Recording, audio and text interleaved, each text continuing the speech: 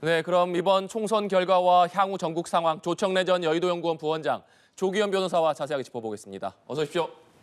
네, 안녕하십니까. 네, 22대 총선에서 더불어민주당이 압승하고 국민의힘은 완패하는 결과가 나왔습니다. 먼저 이번 총선의 정당별 최종 의석수부터 좀 살펴보겠습니다. 더불어민주당과 더불어민주연합이 과반을 훌쩍 넘는 175석을 확보를 했고 국민의힘과 국민의미래는 개헌저지선 100석을 넘는 108석을 얻었습니다. 조국혁신당이 12석, 개혁신당 3석, 새로운미래와 진보당이 각각 1석씩을 얻게 됐는데 원장님 먼저 이번 총선 결과에 담긴 민심 뭐라고 해석하십니까? 복잡하지 않습니다. 현 정부와 국민의힘에 대한 호된 해초리를 드신 건데요. 우선 정부 측면에서 보면 윤석열 정부 출범 이후에 많은 국민들은 민생을 살피면서 공정과 상식을 좀 다시 세워달라. 네. 그리고 소통과 화합으로 국정을 원만하게 잘 이끌어달라. 이런 부분이었는데요. 이 키워드를 제대로 살리지 못한 측면이 있다 이렇게 보고요. 국민의힘은 잘 아시는 것처럼 이제 사실은 2016년 탄핵 이후에 무너졌던 체제를 다시 세우는 과정에서 바깥 모양은 그럴듯하게 세웠는데 내면을 충실하게 채우지 못했거든요. 그래서 구태에서 벗어나서 혁신하는 모습을 좀 보여달라. 그다음에 민생을 챙기고 전략을 잘 꾸려서 국민에게 다가가는 정당으로서의 면모를 일신해달라 이런 게 있었는데 잘 아시는 것처럼 기득권 중심의 공천을 했고요. 그다음에 선거운동도 민생이라든가 정책보다는 네거티브 중심으로 감으로 해서 사실은 국민의 마음에 크게 못 미치는 미흡한 선거운동을 했습니다. 전략 부재를 드러낸 거거든요. 이런 부분들이 복합적으로 작용한 거 아닌가 이렇게 봅니다. 네, 공천과 선거운동 전략의 문제점을 좀 지적해 주셨는데 조기현 변호사께서는 이번 총선 결과에 담긴 민심 뭐라고 보십니까? 대통령의 오만과 불통, 그걸 알면서도 아무 비판과 문제 제기를 하지 못하는 여당에 대한 총체적 심판이었죠. 이 선거 기간 동안에만이라도 적어도 반성하고 쇄신하겠다는 약속을 해도 부족할 판에 실제 선거 기간 동안 대통령은 민생 토론회를 24회 하면서 마치 아무 문제 없이 민생을 잘 챙기고 있고 국민들이 그렇게 하는 것을 지지할 거라고 믿는 듯한 것이 오히려 국민들의 거부 반응을 일으킨 것도 분명하고요. 대파 870원 문제도 그렇고 또 의정 갈등을 푼다면서 하셨던 4월 1일 담화에 담긴 52불의 메시지, 이것들 총체적으로 보면서 대통령이 지금 상황에 대한 문제의식이 전혀 없고 국민들이 어떤 생각을 하는지에 대해서 아무 관심이 없다, 이렇게 생각하시는 거죠. 그러면 여당이라도 대통령의 이제 이런 문제가 있다는 걸 모르지 않지 않았습니까? 그런데 선거 기간 동안에 야당 비판하는 전략으로 일관을 했지, 국정이 잘못되고 있고 그래서 민생이 어렵다는 국민의 목소리를 듣고 있느냐에 대한 문제 제기가 계속 되고 있었음에도 불구하고 야당 비판에만 매몰된 총선 전략으로 일관했기 때문에 이에 대한 어떤 국민의 총체적 심판이 있었다, 이렇게 봅니다. 네, 국민의힘이 개헌저지선인 100석은 넘겼습니다만 이번에도 야권의 전국 주도권을 완전히 내주게 됐습니다. 민주당으로서는 세 번의 총선 연속으로 좀 일당을 차지하는 승리를 거뒀고 국민의힘으로서는 3번 연속 패배하는 참패를 이어가게 됐는데 여당 참패의 원인 앞서서 선거운동 전략도 공천을 말씀해 주셨습니다만 결정적인 좀 배경, 원인은 좀 어디 있다고 보십니까? 의석수 분석을 해보면 대략 그 답이 나옵니다. 4년 전에 103석, 지역구 103석을 얻었고요. 지역구가 아니라 다 합해서 103석 얻었고 이번에 108석 얻었지 않습니까? 4년 전에 비해서 비례정당이 1석 더 가져왔으니까 사실은 5석, 4석밖에 차이가 안 나는 겁니다. 지역구에서. 근데 이제 서울에서 3석을 더 가져오고 그다음에 경기 인천에서는 4년 전하고 같았고요. 충청권에서는 오히려 한 2~3석을 잃었습니다. 네. 그러니까 이게 충북권과 수도권의 소구력을 전혀 갖지 못한 정당의 모습을 보였다. 4년 전에 그렇게 참패를 하고도 당이 그 과정을 복귀를 하고 전략적인 보완을 하는 과정을 제대로 거치지 못했다는 걸 보여주고 있고요. 구체적 내용은 아까 말씀드렸던 혁신 의지가 실종된 거, 고요하지만 고여 있는 물이다라는 거. 그다음 두 번째가 중도 전략이 전혀 없었다. 그게 이제 예전에 김종인 비대위라든가 박근혜 대표 시절을 보면 서진 전략을 하면서 네. 호남 중심 전략하고 약자 중심 전략을 갔는데 이 부분들이 어느덧 실종이 된 측면이 있어요. 그래서 중도층 확산의 여지나 전략을 볼 수 없었고요. 여당답지 않은 선거운동, 아까 말씀드렸는데 여당은 민생이라든가 정책이라든가 지원이라든가 이 중심으로 가서 국민들이 답답해하고 아파하는 곳을 어루만져 줘야 되는데 오히려 심판론을 제기하면서 사실은 네거티브 중심으로 간 네. 거거든요. 이 세 가지가 결정적인 패인이라고 저는 분석하고 있습니다. 네. 민주당 일각에서는 한때 범야권 200석 얘기가 나오기도 했었고 사실 어제 지상파 3사 출구조사 결과에서도 잘하면 범야권 200석이 나올 수도 있겠다 이런 얘기가 나오면서 야권을 중심으로 해서는 상당히 기대감이 있었던 것도 사실이었는데 결과적으로는 국민의힘이 108석을 가져가면서 범야권이 200석까지는 확보를 못하게 됐습니다. 이 배경은 어디에 있다고 봐야겠습니까? 글쎄요, 일부 이 논평하시는 분들이 200석 얘기를 유튜브 등에서 네. 많이 하시긴 했는데 실제 민주당이 자체 판세 분석이나 여러 여론 조사를 종합해 봤을 때 200석은 현실적으로 가능한 목표는 아니었습니다. 그리고 우리나라의 어떤 이념 지역이라든가 지역별 이 당에 대한 지지율을 쭉 역사 이런 거를 다 분석해 봐도 야당이 단독 야권 전체가 200석 개헌저지선을 넘는다는 것은 현실적으로 불가능한 목표죠. 다만 이제 워낙 심판 여론이 강하고 네. 지난 선거에서 사실 민주당이 180석에 범야권을 하면 그게 거의 190석에 육박해 있었습니다. 그때보다도 분위기가 더 민주당이나 야권 지지 이 분위기가 더 높으니까 그런 기대를 갖고 계신 분들이 있었는데 전체적으로 전국적 판세 분석상은 그렇게 나오지는 어려웠던 거죠. 그래서 뭐 200석 사실상 200석 목표였는데 그에 미치지 못했다 이렇게 평가할 일은 아니고요. 실제 당에서도 그렇고 이재명 대표도 계속 네. 일관된 목표 얘기한 것처럼 안정적 단독 과반수를 목표란 전력을 했고 국민들께서는 그보다 훨씬 더 힘을 실어주시는 결과를 주신 거죠. 네. 조국혁신당 얘기도 해보겠습니다. 조국혁신당이 지난달 3일에 창당을 했으니까 약 40일 만에 24.25%의 정당 득표율을 얻으면서 12석을 챙겼습니다. 조국혁신당이 창당 한 달여 만에 12석의 비례대표 의석을 얻은 것 좀 어떤 의미라고 봐야겠습니까? 일단 윤석열 정부 심판과 견제에 대한 효능감을 좀 느끼셨던 것 같습니다. 민주당을 지지하시는 분들 또 그리고 정치에 다소 무관심하거나 정당 가입 경력이 없는 네. 이런 분들 중에는 민주당이 뭐 중도까지 포괄하고 당내 스펙트럼이 넓다 보니까 어떤 선명성 이런 부분에서 아쉬움이 있다 이런 생각을 하시는 분들이 좀 있었거든요. 즉 이런 부분들이 조국 혁신당을 통해서 그대로 표출됐다 이렇게 보여지고요. 그 내용을 분석해 보면 실제 호남에서 지지율이 40%가 넘습니다. 민주당보다도 높거든요. 그리고 부산에서도 민주당보다 높았고요. 이 지역적 특성을 분석해 보면 호남이라는 건 뭐 절대적으로 민주당 지지세가 높은 지역인데 네. 그 중에서도 민주당 지지를 하지만 지역구는 주더라도 조국 혁신당을 통해서 보다 선명하고 확실한 개혁을 할 수 있겠다. 이런 기대감과 효능감을 투표로서 보여주신 거라고 봅니다. 네. 원장님께서는 조국혁신당의 이번 총선 성적표 어떻게 분석하십니까? 역대 총선을 다 들여다보더라도 가장 특이한 기현상이 지금 나타난 겁니다. 지금까지는 제3지대 정당이 성공한 사례들은 다 지역 기반이었어요. 충청권이라든가 예전에 국민의당이 38석 얻어갈 때는 호남에서 석권을 했거든요. 근데 이번에 조국혁신당이라는 당은 지역 기반도 아니고 특별한 연령 기반도 아닌 것 같고 이게 이념 중심, 이슈 중심 정당으로서 3당이 된 건데요. 이 기현상의 핵심은 이겁니다. 민주당이 이때까지 사법 리스크라든가 그다음 공천 파동이라든가 후보 논란이 많았잖아요. 네. 그러니까 예전 전통적인 민주당 지지층 중에서 도저히 이재명의 민주당은 뭐 투표를 안 했으면 안 했지 못하겠다고 했던 분들이 그쪽 선택을 했을 수가 있고요. 중도층 중에서도 적극 투표층 이분들이 제3의 선택지를 받았다 저는 이렇게 봅니다.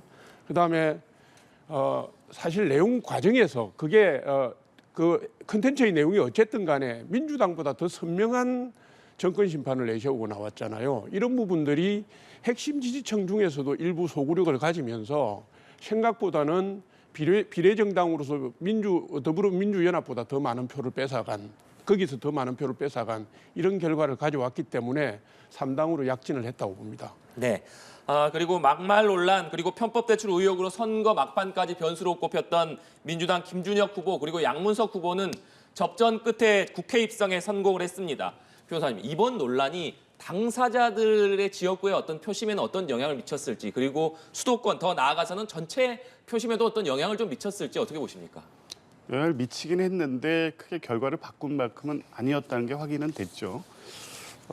일단 매우 부적절한 발언이었고 또 편법 대출이고 실제 위법 여부에 대해서는 이후 과정을 좀 지켜봐야 되겠지만 네. 국민들 보시기에는 적절하지 않다는 것까지는 물론 뭐 다 그런 인식을 가지셨을 텐데 그렇다고 해서 국민의 힘을 뽑아줄 만큼 이 문제를 심각하게 보지는 않으셨던 것 같습니다. 근데 전체적으로 봐도 이게 전체 선거나 수도권 선거에 크게 영향을 미치지는 않았던 것으로 보이고요. 다만 마지막에 국민의힘의 공격이 집중이 되면서 네.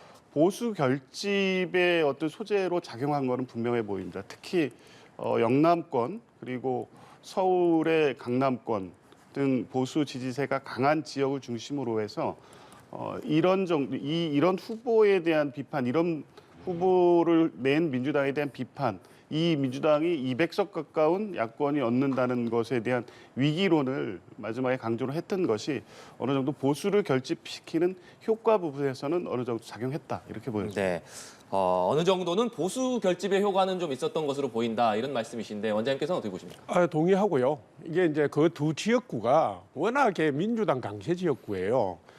김준혁 후보 지역구는 사실 김진표 국회의장의 옛날 지역구고 직전 원내대표였던 박강원 원내대표의 지역구였습니다. 그 선거 결과를 보면 대개 한 60% 수준에서 당선이 됐어요, 이분들이. 그런데 이번에 이수정 국민의힘 이수정 후보가 1.73% 차이로 좁혀졌잖아요. 그러니까 제가 볼 때는 단순 비교는 힘들지만 대개 한 10% 정도는 까졌다라고 보이고요. 양문석 후보 지역구도 전해철 의원 지역이기 때문에 민주당에서는 이게 굉장히 알짜 지역입니다. 여기서도 한 5% 정도의 정감이 있었던 것 같아요. 그러니까 지역구에 미친 영향이 없었다 볼 수는 없습니다. 다만 워낙 민주당 강세 지역이기 때문에 네. 민주당 후보들이 당선이 된 거고요. 그것이 가지는 상징성은 아까 말씀하신 것처럼 전국의 투표에 영향을 미쳐서 보수층이라든가 중도 보수층에서 거부감을 갖게 하는데 작용을 한 게 아닌가 저도 그렇게 봅니다. 네, 알겠습니다. 이런 가운데 국민의힘 한동훈 비상대책위원장은 총선 참패에 책임을 지고 사퇴하겠다고 밝혔습니다. 한 위원장의 발언부터 듣고 오시겠습니다. 민심은 언제나 옳습니다. 국민의 선택을 받기에 부족했던 우리 당을 대표해서 국민들께 사과드립니다. 국민의 뜻을 준엄하게 받아들이고 저부터 깊이 반성합니다. 그래서 저는 선거 결과에 대한 모든 책임을 지고 비상대책위원장직에서 물러납니다. 특별한 계획을 갖고 있지는 않고 어디에서 뭘 하든 나라를 걱정하며 살겠습니다. 저는 제가 한 약속을 지키겠습니다. 제 책임입니다. 네, 한동훈 비대위원장 선거 결과에 대한 모든 책임을 지고 비대위원장직에서 물러나겠다 이렇게 밝혔습니다. 총선 결과에 대해서 대통령실과 공동 책임이 있다고 보느냐는 질문에 대해서는 오롯이 전적으로 제 책임이다 이런 입장을 밝히기도 했는데 원장님 먼저 한동훈 비대위원장이 오늘 위원장직에서 사퇴를 했습니다. 어떻게 보셨습니까? 어젯밤부터 예상했던 거고요. 다른 선택지가 없습니다. 외길수순이라고밖에 볼 수 없었던 네. 건데 일단 당의 위기 상황에서 비상대책위원장을 맡아서 소임을 다 하셨지만 비상대책의 그 소임을 완수하지는 못했기 때문에 그 부분에 대해서 책임지고 사과하고 물러나는 것은 뭐 정치권에서 늘 보아오던 것이고요. 이게 이제 대통령실과의 관계에서 공동책임론에 선을 그은 것은 공동책임이 없다는 뜻은 아니겠죠. 사과하고 반성하고 물러나는 분이 그 책임을 다른 데 전가하는 것은 더 부담스러운 일이지 않습니까? 그러니까 이게 참패의 후유증을 수습하는 일은 당은 당대로 하고 대통령실은 대통령실대로 하면 되는 것이기 때문에 한동훈 위원장에서 그 부분까지 짚고 넘어갈 이유는 없었을 거다 이렇게 봅니다. 네, 아무래도 어제 선거 결과, 출구조사 결과가 발표된 이후에 김경률 비대위원이 대통령실과의 어떤 공동 책임을 좀 거론했기 때문에 아마 오늘 한동훈 위원장 기자회견장에서 이런 질문이 나왔을 텐데 오늘 한 위원장의 사퇴는 좀 어떻게 보셨습니까? 원장님 말씀대로 사퇴 발표를 하는 입장에서 굳이 뭐 공동 책임론을 거론할 필요가 있겠느냐라고 생각은 듭니다만, 근데 적어도 죄송합니다. 한동훈 위원장이 선거를 이끌었고 또 현 정부의 황태자라는 평가를 받지 않았습니까? 누가 봐도 대통령의 핵심 측근이었고요. 대통령의 뜻에 따라 갑자기 여당의 사실상 대표를 맡아서 선거를 지휘해 왔습니다. 그리고 이 선거는 윤석열 정부의 심판 선거라는 것이 결론적으로 확인이 됐고요. 네. 공동 책임에 대해서 적어도 뭐 공동 책임이라는 어떤 명시적 표현이 아니다고 하더라도 국민이 이 정부와 그 국민의힘에 보낸 어떤 경고, 이 부분에 대한 사과, 이 사과의 내용으로 좀 담겼으면 더 어땠을까라는 생각은 좀 들었습니다. 왜냐하면 반성하신다는 말씀을 했고 무슨 결과에서 구구절절 설명할 필요는 없겠지만 적어도 이번 총선에 담긴 민심을 국민의힘이 또 한동훈 위원장이 어떻게 받아들였는지 정도의 내용은 좀 포함되는 게 어땠을까 싶었는데 사퇴, 반성 뭐 이런 정도의 내용만 있어서 도대체 뭘 반성하고 왜 사퇴하고 그다음에 그럼 국민의힘은 어떻게 갈 것인가에 대한 것이 전혀 담겨 있지 않았다는 점은 좀 아쉬움이 납니다. 네. 한동훈 비대위원장이 지난해 12월에 비대위원장직에 오른 뒤에 약 100여일 만에 지금 비대위원장직에서 물러나게 됐습니다.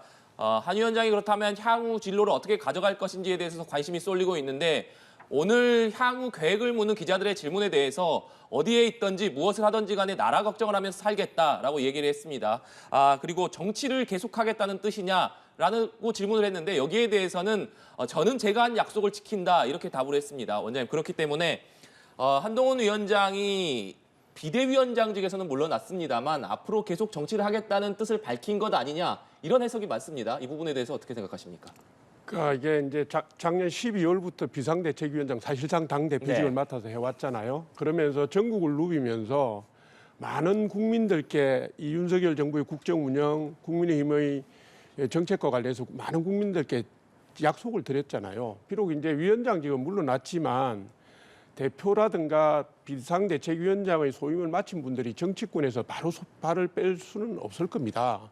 그 경험치도 무시를 할 수가 없고요. 그러나 지금 당장은 이분이 선택할 수 있는 뭐 이렇게 선택지가 마땅하지 않아요. 그래서 제가 볼 때는 지금부터 해서 한 1년에서 1년 반 정도는 수면 하루 들어가서 휴지기를 가지지 않겠는가.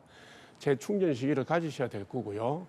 제가 볼 때 앞으로 한 1년 반 정도가 지나면 대선 국면으로 네. 들어갈 겁니다. 지금 대선이 3년이 채 안 남았기 때문에 그때 전국의 흐름이나 당내외 사정을 보고 어떤 결단을 내리면 내리지 않을까. 당장은 뭐 정치를 한 해 만해라고 스스로의 뭐 행보에 대해서 선을 그을 필요가 없는 시점이라 이렇게 봅니다. 네. 당장은 휴지기를 좀 갖겠지만 1년이나 1년 반 뒤 대선 국면이 시작되면 다시 좀 등장할 수 있을 것이다 이런 말씀이신데 어떻게 보십니까? 그럴 가능성은 있는데 저는 쉽지 않을 것 같습니다. 이건 국민의힘이 이번 총선 평가 과정에서 결과를 어떻게 진단할 것인지에 따라 달려 있다고 보는데요. 사실은 이번 선거의 패배는 윤석열 정부의 실정 문제도 있지만 이 선거 이 과정만 보면 한동훈의 한계가 아니라 사실 보수 전반의 문제와 한계일 수도 있습니다. 그러니까 지금 대선을 통해서 윤석열 대통령이 검찰총장직을 맡다가 직행을 해서 대통령이 됐고요. 또 1년여 만에 한동훈 위원장이 법무부 장관을 하다가 여당의 대표가 됐습니다. 그러니까 보수가 지난 총선의 개멸적 패배라고 했고 그 이전에 지방선거의 패배도 있었고요. 이 과정에서 실제 보수 전체를 재편하면서 그걸 중심으로 국민의힘이라는 정당을 세워간 과정이 아니라 외부에서 이렇게 수혈하는 네. 방식으로 정권을 잡고 당권을 내주고 이런 방식으로 운영해 왔고 그러다 보니까 대통령에 대한 의존도 또 검찰 세력에 대한 의존도가 높아졌다. 그러니까 실제 당이 이 자체적인 판단을 하고 대통령을 견제하고 당이 국정에 대한 어떤 문제를 끌어가고 이럴 수 있는 힘을 완전히 상실한 거 아닙니까?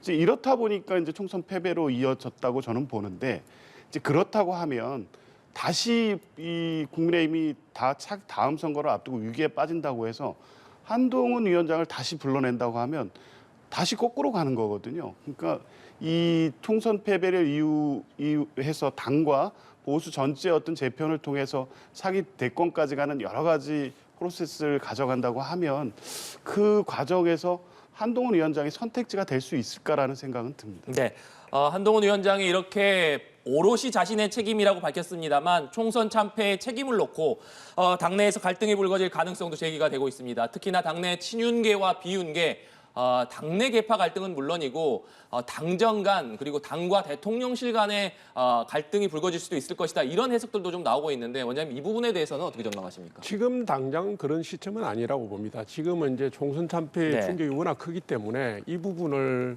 수습하는 게 더 필요하고요. 그다음에 그 지도부를 재건하는 게 지금 제일 필요합니다. 네. 그래서 이게 그 한 달이나 좀 5월 29일부터 22대 총선 국회가 이제 개원을 하지 않습니까? 그러면 그로부터 한 달 정도는 원구성 협상도 해야 되고요, 네. 야간에.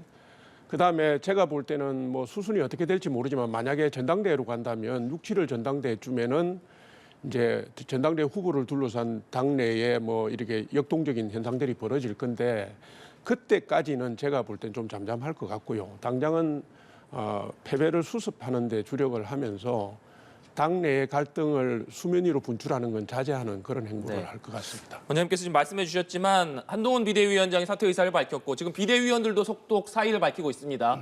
장동혁 사무총장도 조금 전에 물러나겠다는 뜻을 밝혔는데 그렇다면 전당대회를 빠르게 열게 될 것인가 아니면 전당대회가 열기 전까지 다시 비대위를 체제를 가동할 것이냐 아니면 지금 윤재욱 원내대표의 임기가 아직 남아있기 때문에 윤재욱 원내대표 대행 체제로 갈 것이냐 어떻게 전망하십니까? 당헌 당규상으로 가장 손쉬운 방법은 윤재욱 원내대표가 대행 비상대책위원장을 맡거나 대행으로 가는 거고요.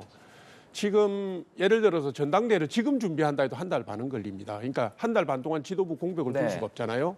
비상대책위원장이 물러나면 비대위원 자체가 새로 꾸려져야 되는 거고 당직 인선도 새로 해야 되는데 어정쩡한 상태에서 지금 공백으로 둘 수가 없기 때문에 가장 손쉬운 방법은 윤재욱 원내대표가 비상대책위원회를 과도기적으로 꾸리고 그 과도기적인 꾸린 체제가 전당대회를 준비해서 한 달에서 한 달 반을 네. 이끌어가는 그런 체제라고 보는 것이고요. 그리고 이제 윤재욱 원내대표가 비상대책위원장으로서 임기를 6개월 채울 수 없는 이유 중에 하나는 윤재욱 원내대표도 사실은 선거대책위원회 공동선거대책위원장이었잖아요. 총선 패배의 실패로부터 이렇게 자유로울 수 없는 몸이기 때문에 일단 수습하고 그다음에 지도부를 복구를 하고 전당대회 준비로 가는 게 맞는 수순이다 이렇게 봅니다. 네. 강력한 지도력이 지금 필요한 시점이기 때문에. 네, 조기현 변호사께서는 이번 총선 참패의 책임을 놓고 국민의힘 내부에서 갈등이 불거질 가능성은 어떻게 보십니까? 가능성이 좀 있죠. 근데 지금 말씀대로 당장에 이런 부분 문제 제기를 노출하면 그게 오히려 이제 국민들 보시기에 더 안 좋다 이런 판단 때문에 어찌됐든 관리는 하긴 할 텐데 뭐 전당대회를 준비하면서 당장부터 어떤 문제 제기 안 할 수가 없겠죠. 특히 나경원 의원이라든가 안철수 의원 이런 분들 당내 비주류 아닙니까? 근데 차기 지도부 구성에 있어서 다른 선택지도 많지도 않습니다. 그런데 또 당선자 몇몇을 보면 친윤이 또 많습니다. 그리고 친윤 중에도 나경원 의원이 전당대회 출마할 때 주저앉히기 위해서 연판장을 돌린 분들이 또 많이 들어가셨습니다.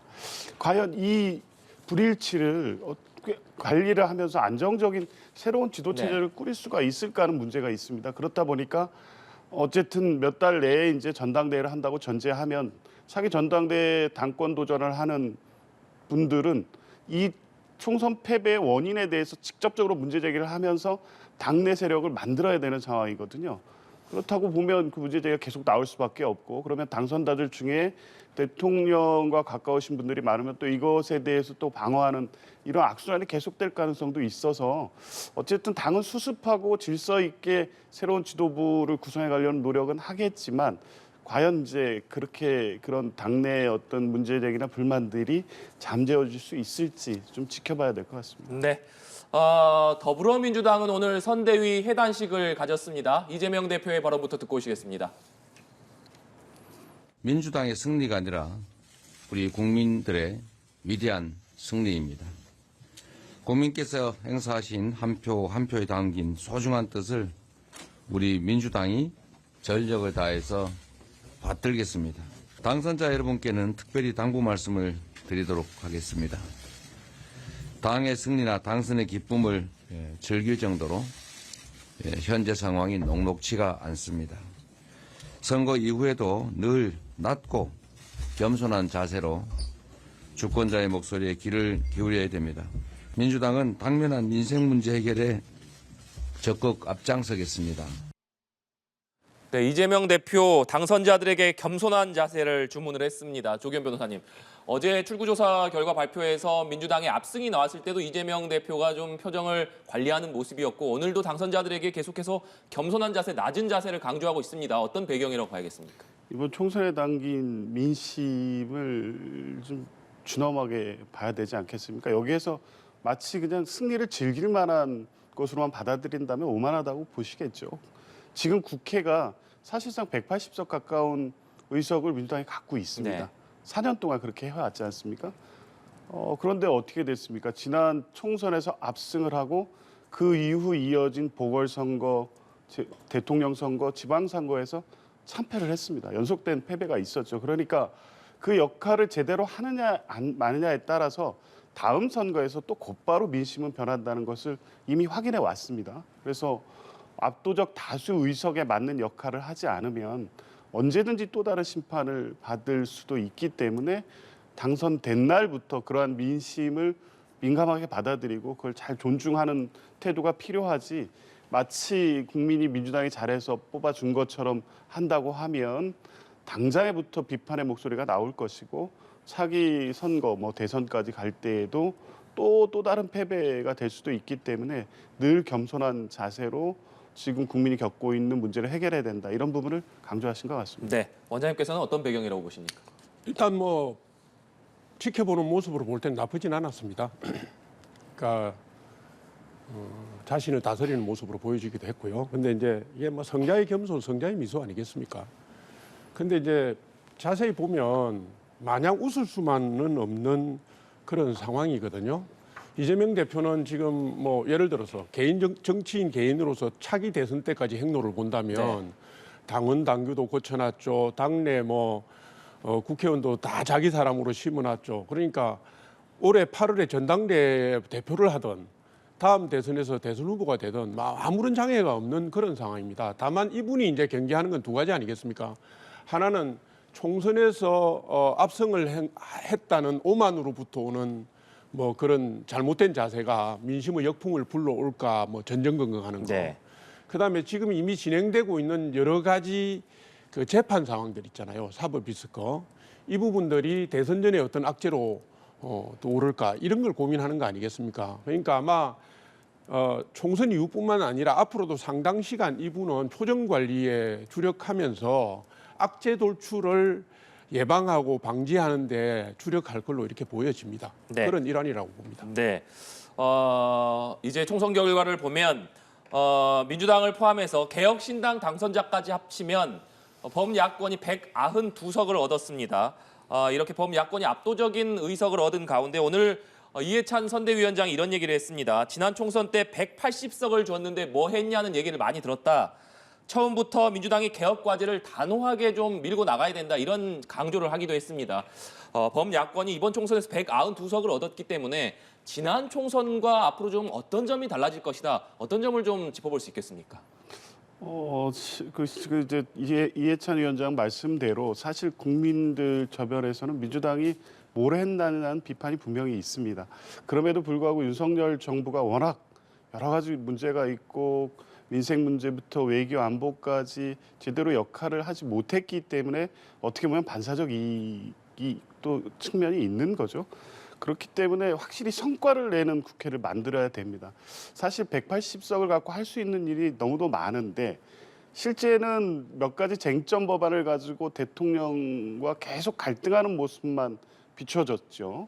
근데 실제 그 과정에서도 여러 가지 개혁 입법안이 처리는 됐습니다만 민주당이 상징하는 바, 그리고 실질적으로 국민들이 원하는 삶을 바꿀 수 있는 정도의 어떤 개혁 입법이라고 할 수 있는 것들이 손에 꼽을 만큼이거든요.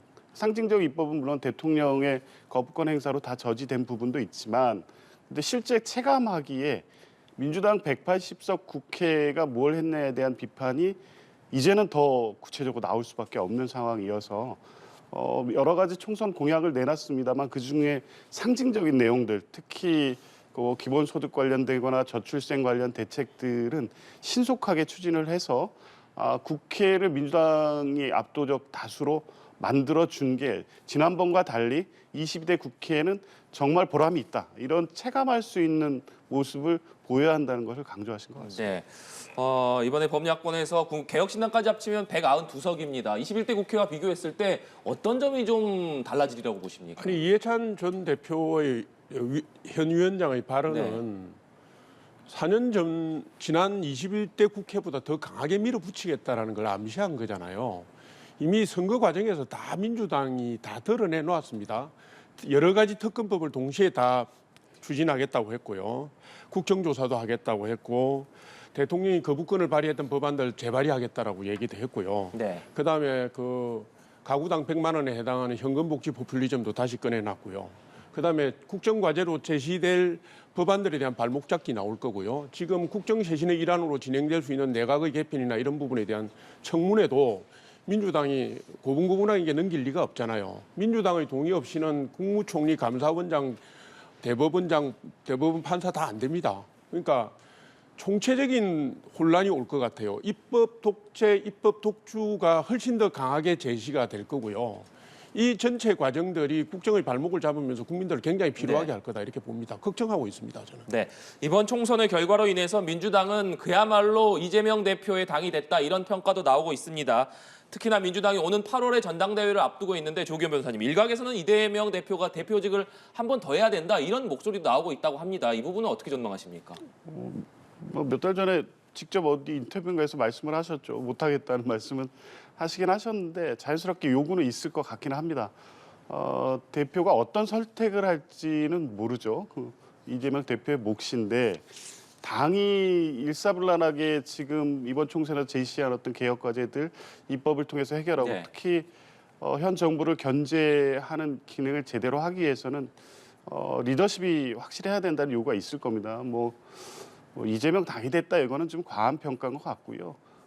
170여 명의 의원 중에는 다양한 의원들이 좀 있기 때문에 그런 요구들이 좀 수렴되는 과정은 있을 것 같습니다. 그런데 어쨌든 다수의 의견이 이재명 대표가 다시 한번 대표를 하는 것으로 모아진다고 하면 그것도 선택 중에 하나라고 봅니다. 네. 원장님께서는 어떻게 보십니까? 아니 지난 2년 동안에 이재명 대표가 대표직을 어떻게 활용했는지를 보면 답이 나온다고 생각합니다. 그러니까 이재명 대표는 지금 여러 가지 재판이 진행 중이잖아요.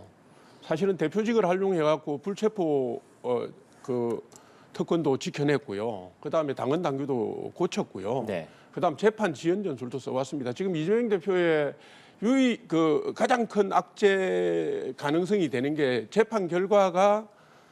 대법원 재판 결과가 대선 전에 나오는 거 아니겠습니까? 그런데 평의원으로 돌아가서 그것을 방탄하는 게 쉽지 않을 거고요. 자신의 행보를 열어가는데도 그 대표직을 포기하는 게 별 도움이 안 됩니다. 그래서 저는 아마 거의 이분이 8월 전당대회에 다시 출마를 하실 거라고 보는 것이고요. 총선 과정에서 공천 논란을 겪으면서까지 비명 행사를 시켰던 내용도 바로 이 맥락하고 다 있기 때문이거든요. 제가 볼 때는 아마도 이분이 다른 길을 가고 싶어도 당내 많은 의원들이 다시 출마해달라고 요구를 하는 그런 분위기가 만들어지지 않을까 싶네요. 네. 네. 12석을 얻은 조국혁신당의 조국 대표는 조금 전에 서초동 대검찰청 앞에서 기자회견을 가졌습니다. 검찰을 향해서 김건희 여사를 즉각 소환하라 이렇게 요구를 하면서 이 요구가 받아들여지지 않는다면 22대 국회가 개원하는 즉시 민주당과 협의를 해서 김건희 여사 특검법을 통과시키겠다 이런 점을 밝혔습니다.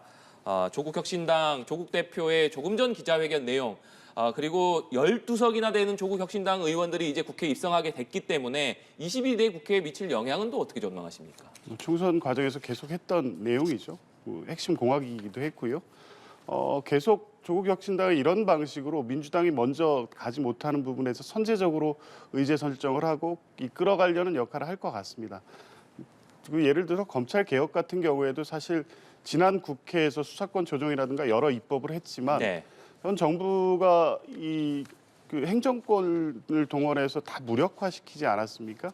이런 부분을 실제적으로 만들겠다는 게 핵심 공약이었기 때문에 검찰 개혁의 문제라든가 또 사회 연대 임금제라든가 이렇게 사회 개혁 부분 이런 민주당이 아직까지는 중도까지 포함해서 선제적으로 가지 못하는 길에 대해서 적극적이고 선명한 정책 경쟁을 할 것으로 보여지고요. 김건희 여사나 대통령실과의 관계에 있어서도 쇠빙선, 좀 망치선 이런 역할을 강조했기 때문에 당선 첫날부터 그것을 분명히 보여준 것 같고 이후 22대 국회에서도 조국 혁신당이 그런 역할을 통해서 존재감을 국민들께 보여줄 거라고 봅니다. 네. 오늘 조국 대표의 기자회견 내용 그리고 앞으로 조국 혁신당의 22대 국회에서의 역할 어떻게 전망하십니까? 아니 기자회견 내용을 보고 전 실소를 금치 못했는데요. 이게 비례대표든 지역구 의원이든 당선된다는 건 국민의 대표가 되는 겁니다. 그러니까 이런 분이 당선 첫 일성으로 대검찰청 앞에 가서 한 내용을 들어보니까 이게 가당치도 않은 거예요. 총선 과정에서는 무슨 선명성 경쟁이다 뭐 해서 지지층을 끌어넣기 위해서 무리를 했다 치더라도 당선이 되고 나면 민생을 챙기겠다, 국정 운영에 이런 방향을 제시하겠다고 하는 게 가는 게 맞지. 이런 식의 행보를 하는 건 정말 못마땅하고요. 자기가 어디서 있는지 뭐 하는 사람인지도 모르는 분 아닌가 싶은 생각이 들어요. 근데 이제 앞으로 역할은 이렇습니다. 당장 큰 역할은 저는 없다고 봅니다. 그냥 민주당 이중대인데 만약에 이재명 사법 리스크가 현실적인 리스크가 된다든가 혹은 민주당 내에 여러 가지 무슨 갈등이나 뭐 혼란이 있다든가 하면은 조국 혁신당의 역할이 생길 수 있습니다. 그러면 야권 재편에 무슨 캐스팅 보트 역할을 할 수 있겠죠. 그런데 지금 민주당의 승리 구도라든가 당의 형세라든가 향후 진로를 볼 때는 당장 뭐 조국 혁신당이 야권의 총화로서 뭘 할 수 있는 그런 분위기는 전혀 아니다. 그렇게 봅니다. 네. 여당의 참패로 윤석열 대통령은 임기 내내 여소야대 전국을 벗어나지 못하는 헌정사 최초의 대통령이 됐습니다. 윤석열 대통령도 총선 결과와 관련해서 대국민 메시지를 내놨는데요. 총선에서 나타난 국민의 뜻을 겸허하게 받들어 국정을 쇄신하고 경제와 민생의 안정을 위해서 최선을 다할 것이다 이렇게 밝혔습니다. 한덕수 국무총리와 대통령실 고위 참모진들은 윤 대통령에게 사의를 표명을 했습니다.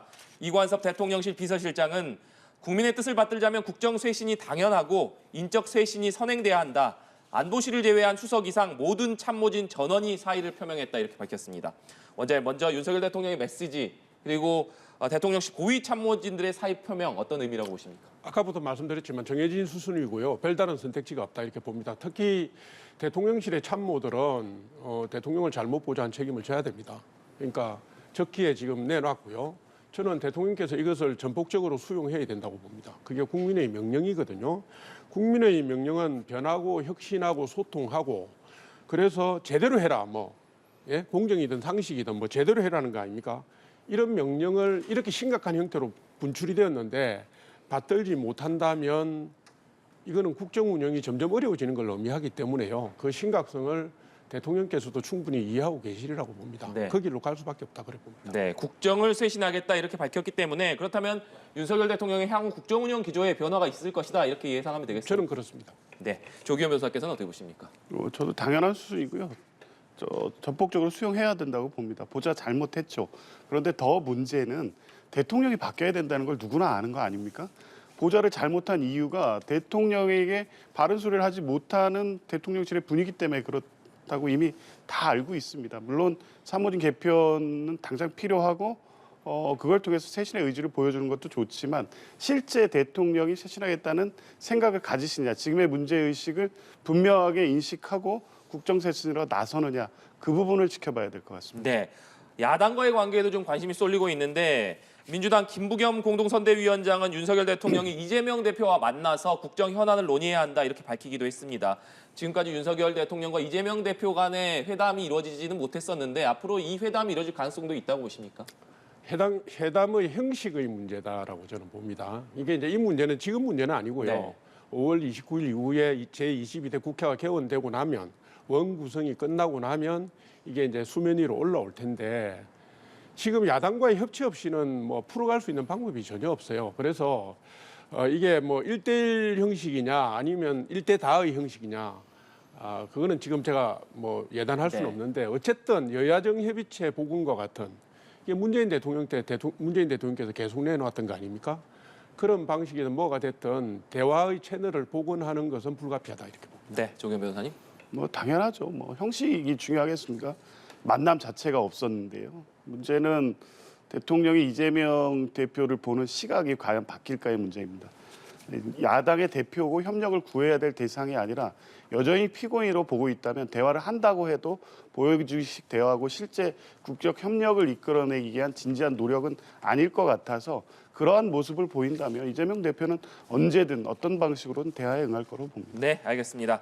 오늘 두 분 말씀 여기까지 듣도록 하겠습니다. 지금까지 조청래 전 여의도연구원 부원장 조기현 변호사와 얘기 나눠봤습니다. 오늘 말씀 고맙습니다.